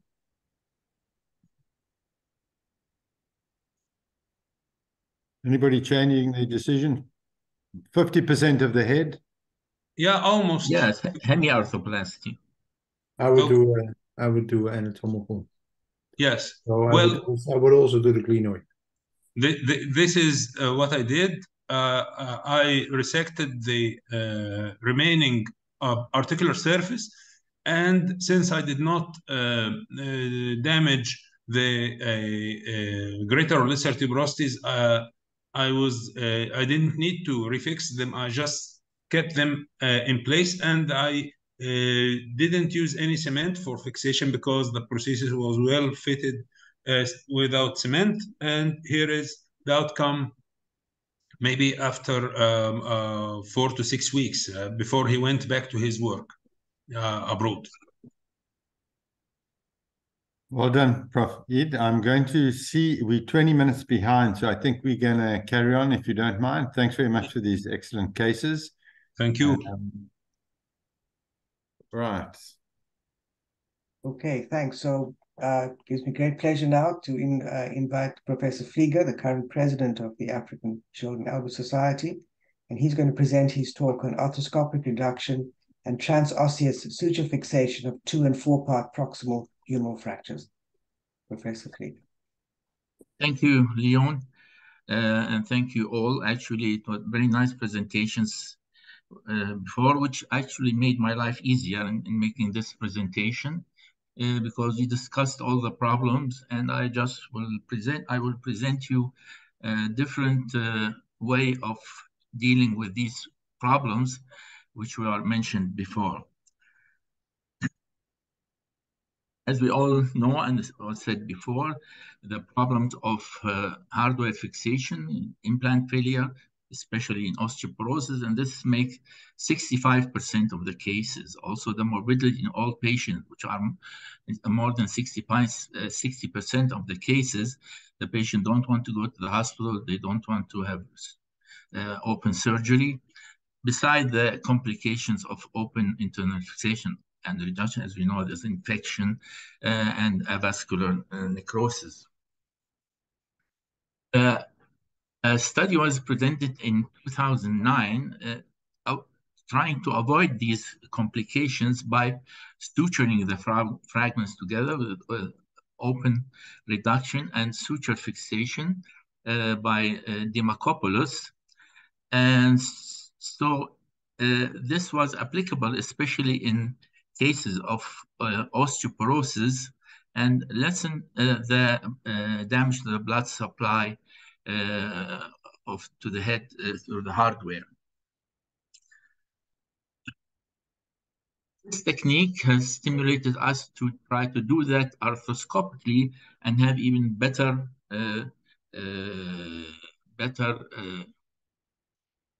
avoiding of the vascular disturbance from the open surgery, beside avoiding the hardware complications. We started doing this techniques in 2011, and with time we have improved it several times. I will describe this technique. Actually, the patient is a sitting position with the arm hanging, and we use 4 portals, 2 posterior and 2 anterior in most of the cases. Sometimes we use even more portals. Instruments we do 3 instrument sets, the giant needle instrument sets, and they're called the penetrating suture wire. It is a wire with a hand grip from its end, and the suture is in the front end or the proximal end. And this wire is used to pass suture through the bones, and the passing pin, which is also used in the ACL surgery. Another instrument actually which we use very much is the choke needle. It's by pulling the suture through the skin without the need of a portal from anywhere through the shoulder, and give us much more mobility and less time. Now, the reduction and K-wire fixation was presented very nicely before from Dr. Eid. We do the first close reduction and fixation with K-wires under the vision of the arthroscope. And the reduction is then made, and then we start suturing of the fragments. We have 4 techniques. One is the vertical giant needle technique. It's mainly used for 2 parts tuberosity, greater tuberosity fracture, especially when it is displaced superiorly. The horizontal passing pin technique is for 2 and 3 parts, also for the greater tuberosity if it was displaced more posteriorly, medially, blocking the external rotation. And the mattress giant needle technique, if we have the 2 tuberosis fracture, in case of 2 to 4 fractures, 4 parts fracture, it is by suturing the 2 tuberoses together through the tendons. And finally, the vertical PS wire or penetrating suture wire technique by fixing the head to the shaft, especially in surgical neck fractures. Now, the vertical giant needle technique is, as I said, we pull the fragment to reduce it in its place using a hook, and then fix it with K-wires under scope vision. And then we pass the suture with the giant needle medial to the fracture and pull the two ends through the instrumentation portal and then suture the fragment in its place. You will see we go through the about 1 centimeter medial to the fracture and then put the suture, and then this is the chop needle puller to pull the fragment, to pull the suture through the instrumentation portal and suturing it. Now, the horizontal passing pin is a transosseous suture fixation. As I said, it's for this especially greater tuberosity posterior displacement. We pull the tuberosity with a hook to its place and then fix it with K-wires, and then we pass the pin from anterior medial to the sulcus, to the biceps sulcus, and then pass the suture through the head and then fix the fragment in its place and then pull the fixing wires out. We see we are pulling the fragment with the hook from posterior to anterior, fixing the K-wire, and then we go with the passing pin and pass the suture from anterior to posterior and then pull it out through portals and at the suture. Now, the mattress giant needle fixation is a transtendinous tuberosities fixation.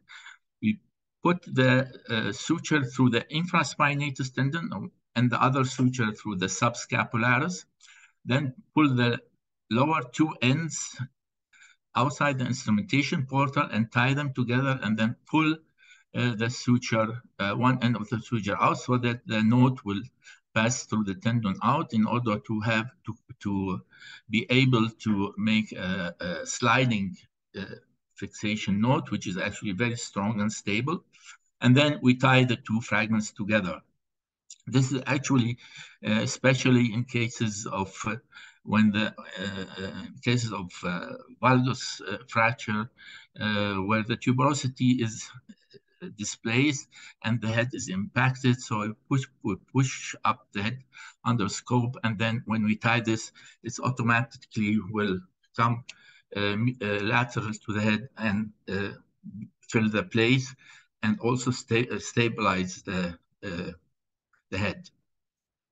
Here we see and the sutures passing through the two ends, and then when we tie them, the fragments come together. Now this is the last one. The fourth technique is the vertical PS wire technique. It's a transosseous penetrating suture wire.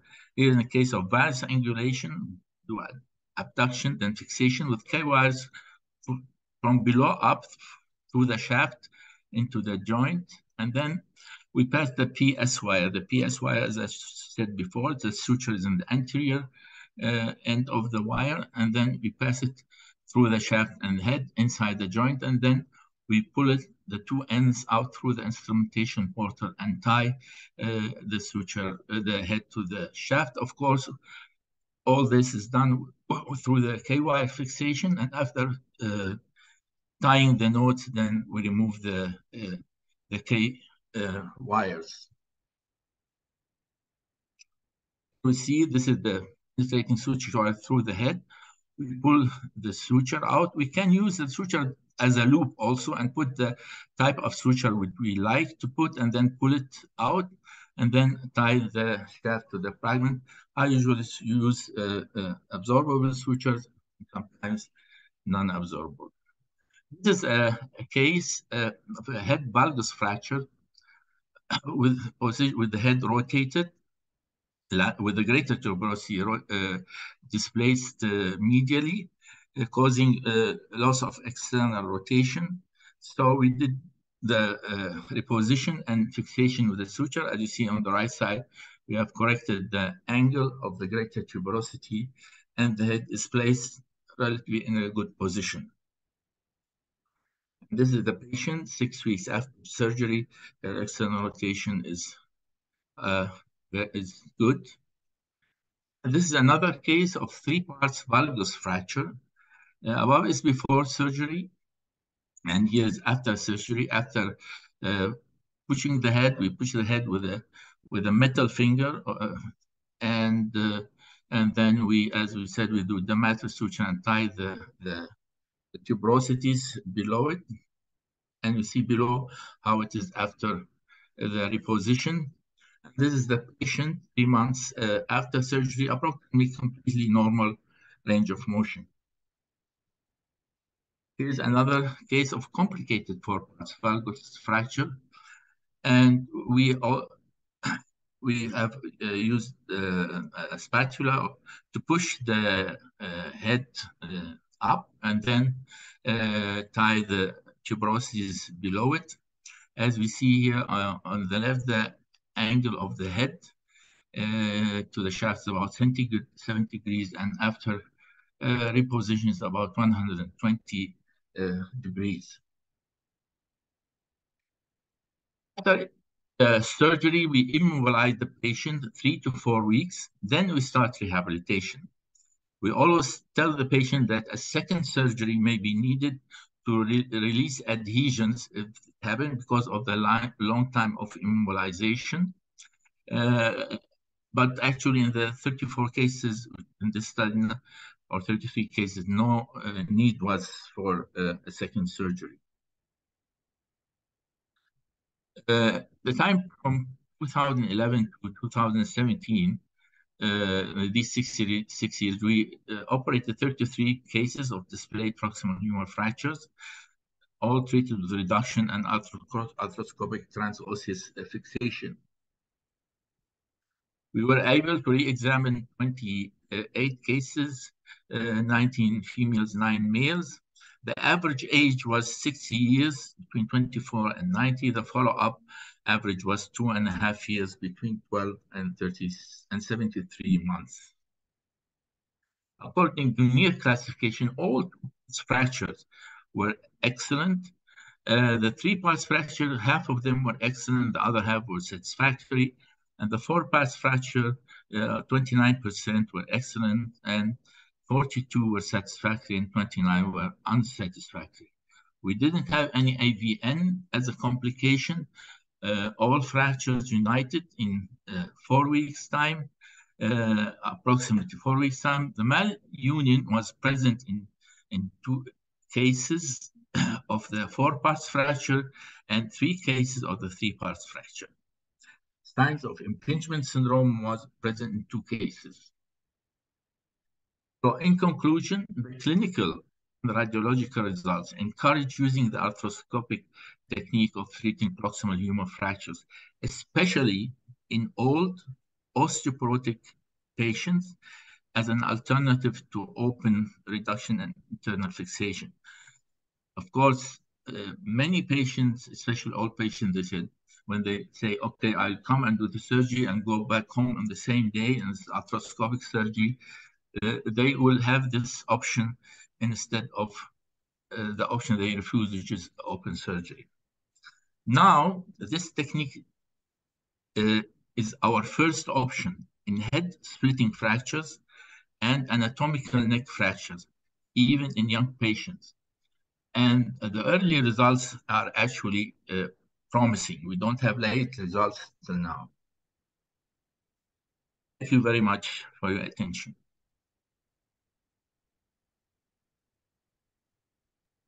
Thanks very much, Prof. Flieger. That's awesome results from what I think is a very difficult technique. I'm not sure most of us have the ability to do this.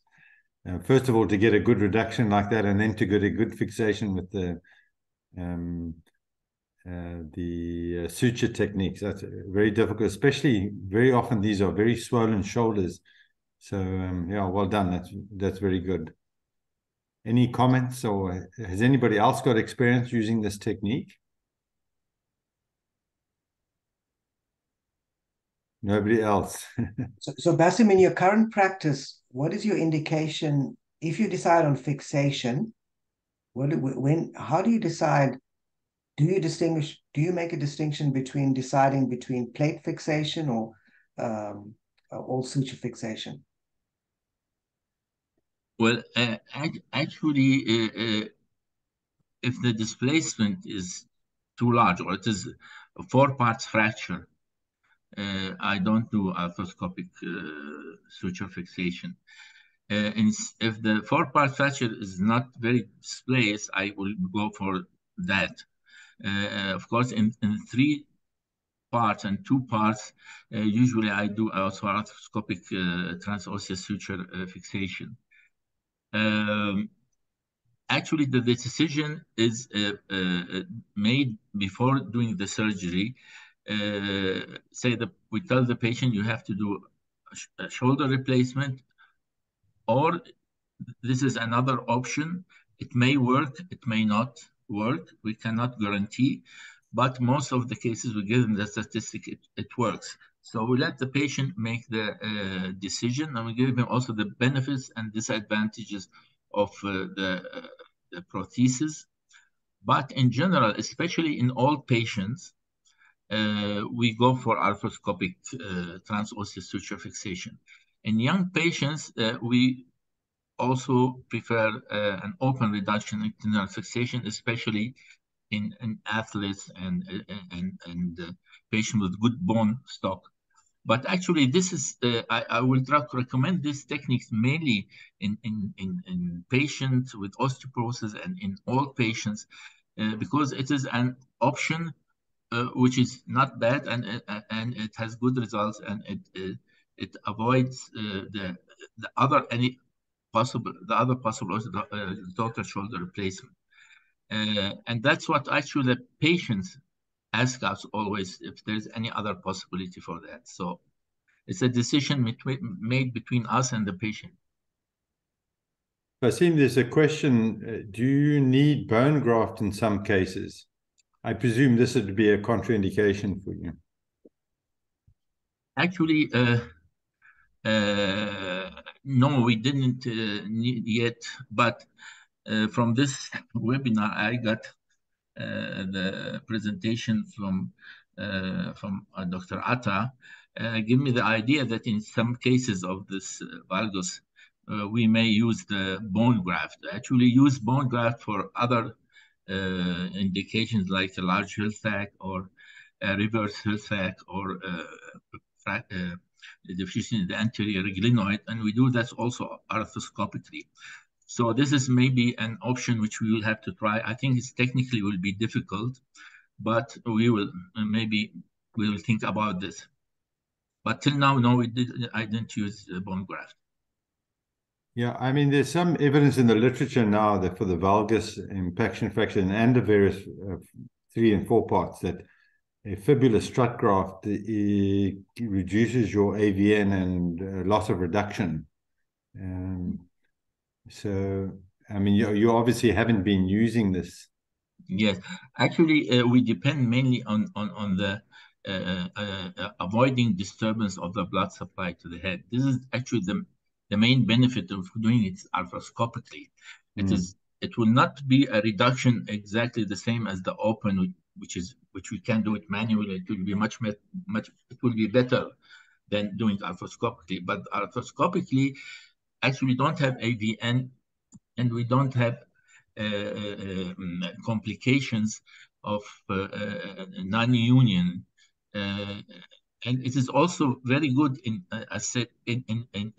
fixation of the fragment in cases of osteoporosis, which is always a problem is with internal fixation, and also in comminuted fracture, where some fragments are really comminuted, and this helps very much by doing it through suturing. Besides now, as I said, the head splitting fracture. We did last week one, also a young man like this with head splitting with displacement of about 1 centimeter. And also the cases of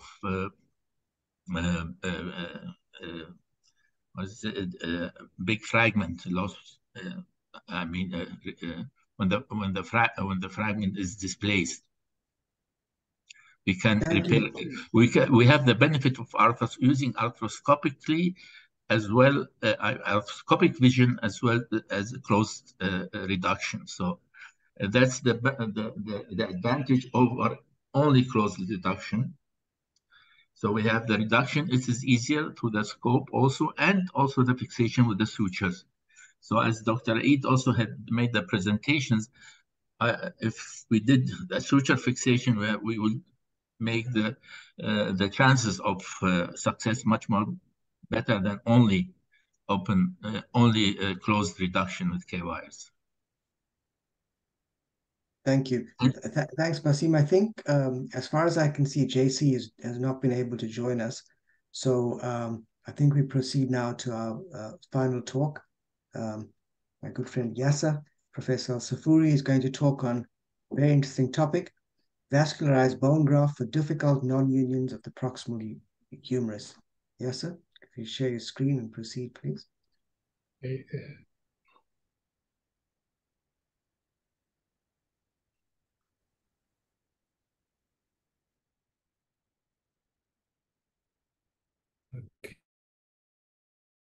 Okay, I'm trying to share my screen. You cannot start screen while other participants are sharing. Basim needs to share screen, but he just left.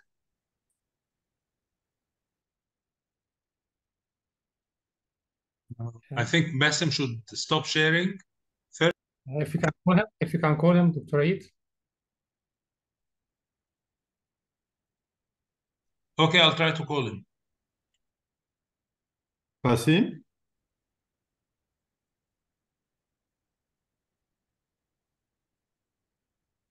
You can share screen now, I would imagine. Yeah, so now I can share my screen. Thank you.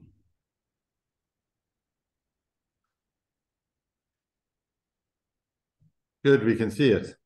Okay, thank you very much. I want to welcome you all.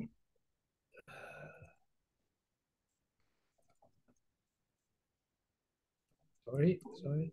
Okay, can you see my screen now? Yes, please go ahead. Yes, we can, yeah. Okay. I want to welcome you all and welcome all participants for this international webinar for the African Shoulder and Elbow Society. I will be talking about vascularized bone grafts in very difficult non-use of the proximal humerus. I'm from Cairo University, Kasarain Hospital. This is a referral hospital, tertiary hospital. We receive very difficult cases from all over Egypt. This is the old hospital, which is about history of 100 years of long history of training and development of orthopedic surgery in the region. And this is the modern hospital which we have now. Sometimes you face very difficult orthopedic problems in your shoulder clinic. These cases may be like infected non-unions after several operations of internal fixation, and you end up by a bone gap, and you should treat these patients to have a range of the shoulder. Or you have like complex injuries, very high energy magnitude injuries with bone destruction and even muscle destruction and a type of flare shoulder. Or you can face cases of failed arthroplasty with infection, and we don't have these types of very advanced shoulder arthroplasties where we can reconstruct most of the humerus, upper humerus, or maybe the glenoid. So we should have other solutions to serve these patients. What we do use vascularized bone grafts. But first of all, there's also always a debate between vascularity and stability. If you can reach stability and rigid fixation, then it's suitable. And these are the cases which you have a gap less than 5 centimeters. But if you have a bigger gap, then it's better to go for vascularity. And when you use vascularized bone grafts, they are already vascular and they incorporate and unite quickly. So in these cases, you can have minimal fixation, which is suitable in some cases of post-infection. What type of vascularized bone grafts to be used in these different cases? Maybe the lateral crest of the scapula, which is a pedicle graft, or vascularized fibular graft, which is a free flap, which we take it from the leg. This depends upon the situation and the bone gap. So the advantage of these vascularized bone grafts is they can resist infection, and at the same time they are live grafts. They come immediately to the feet with the blood supply, which is very important for quick union. One of these flaps which I use in my hospital is the lateral crest scapular flap. As you see here, it depends upon circumflex scapular artery coming from the subscapular artery, supplying the bone by periosteal and endosteal blood supply. And it's a strong strut, and you can take it in different shapes, dimensions, and length. But if it is a long graft, then we can use a free vascularized fibra. We take it from the leg, and we can use it reaching more than 25 centimeters. What did the literature say for the vascularized bone grafts? Much of the literature is on tumors, neoplasm. Most of the experience and the literature, reconstruction of the proximal humerus after resection of a tumor. And this is one of the publications which is coming out from our hospital for tumors. But for traumatic defects and failed shoulder surgery, there are only case reports and few case series papers. In our hospital, we use these types of vascularized bone grafts in 11 cases of infected non-union after several operations of internal fixation, in 6 cases of severe injury, like in bullet injuries with a bone gap and even with muscle injuries. And only in 1 case of infected total shoulder arthroplasty, in which we had to reconstruct the glenoid until the upper third of the humerus with shoulder arthrodesis. So this is a case of a girl, 19 years old, with infected non-union after several operations of internal fixation, but she had good muscles of the shoulder and the elbow, so we had to reconstruct this type of bone gap at the surgical neck with the lateral scapular crest. As you see here, we do our plan to see the length of the gap, then we take the corticocancellous graft and we rotate it 180 degrees, like open a book, and you pass through a posterior approach. The patient is lying lateral, then you go through a posterior approach, identify the radial nerve, and then we put the crest inside the medulla of the humerus and inside the head. Then we do our fixation. So this is the early result, and this is the late result with incorporation and union of the humerus with good functional result.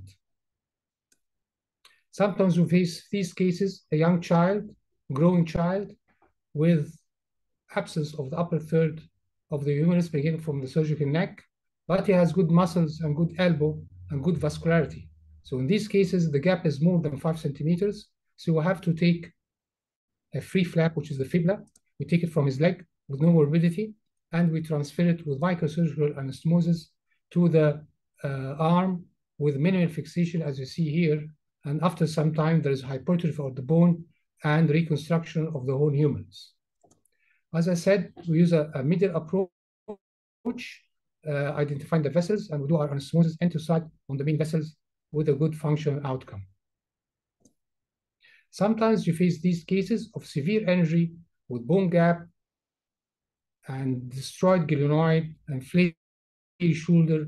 So we want to do arthrodesis of the shoulder, but at the same time, we don't have a bone stock. So we should invite the lateral crest scapula to help us to reconstruct this gap of bone. So this is our plan. We see the dimensions and we see the length, and we create the cuts on the bone so that we have the proper length. Stick it inside the medulla and inside the glenoid. Then we put our plate for arthrodesis. So this is the early results, and this is the late result. And this patient was a lawyer, and he went back to his work. So to conclude, the scapular flap is a workhorse flap that should be a part of the shoulder reconstruction. And the shoulder surgeon should be familiar with this flap because it is a vascular flap, it's reliable and easy to use, it has a long pedicle, and it is a strong strut graft. I believe that its indication will increase with future for shoulder reconstruction. we are doing some future research of using this flap for other cases and other indications, like in glenoid reconstruction. We can reconstruct anterior and posterior part of the glenoid. Also can use this flap for avascular necrosis, stage 1 or 2, or even stage 3. But we are doing our research on cadavers to see the proper approach so that we can reach the flap and the head of the humerus, and at the same time study the direction of the pedicle and if there's any kinking, so that we can standardize it in other indications. Thank you very much, and waiting for you in 2029 in Cairo. Thank you. Thank you. Yeah, so that's an excellent presentation. I mean, those are extremely difficult cases and very elegant surgery. Are there any questions from the panel? Does anyone else have any experience with using vascularized grafts and proximal humerus fractures?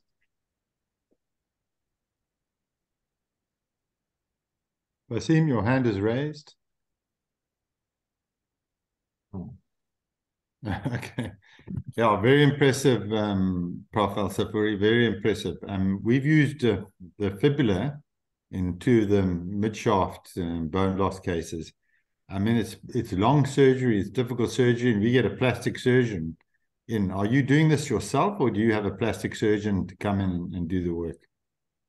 No, we do it ourselves. Our unit is hand, upper limb, and microsurgery reconstruction. We work as teams. We are about 20 faculty in this unit, and we do upper limb surgery, and also we have other teams for reconstruction when they need us for bone reconstruction. So we work as teams, one on the donor side and one on the recipient side. It takes about 6 hours to do the surgery. But this is for the free flap. The pedicle flap, the scapular flap, takes no time because it's pedicled, and at the same time it's vascular. It's only a problem of approaching the bone. If it's a humerus or it's a glenoid, it's always the problem of the approach to reach these deep structures. But harvesting the graft, I think it's not difficult, and I'm doing my best to make it more popular, and I'm doing my research on how to do the approach to be more simple to harvest, at the same time to reach the proximal humerus without too much dissection and without injuring the radial nerve. So we're trying to create an approach in which you can go through a window and you can reach the head through a hole, and then you can do a surgery anteriorly, often passing the graft. This will be published soon for as a research on cadavers. Very, very impressive. Huh?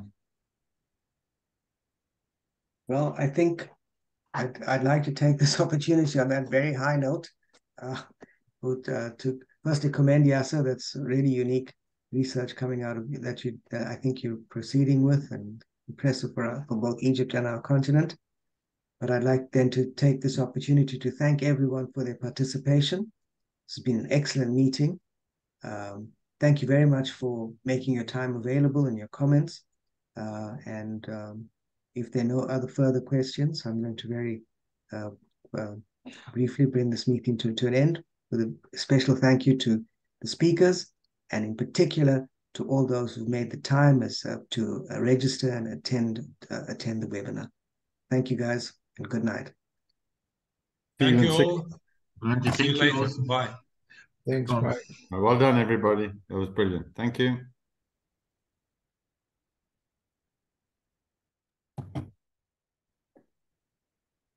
Thanks, guys. Thank you, Leon. Thank you very much. Thank you, everyone. Good night. Thank you, Leon.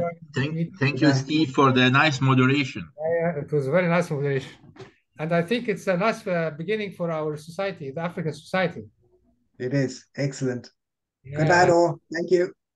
Thank you very much. Thank you.